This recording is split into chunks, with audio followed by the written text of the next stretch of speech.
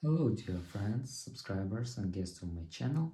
In this video I wanna tell and show you how to remove frequently used emojis on iPhone in 2024.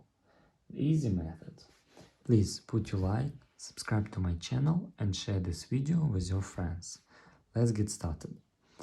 First, let's look to our frequently used emojis. As you can see, we have frequently used emojis. So we wanna turn off these emojis. Go to settings, click general, keyboard, and here we have 4 keyboards. And now we need to click edit,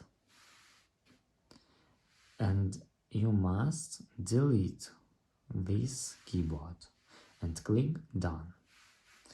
After that, click add new keyboard, click search and click emoji.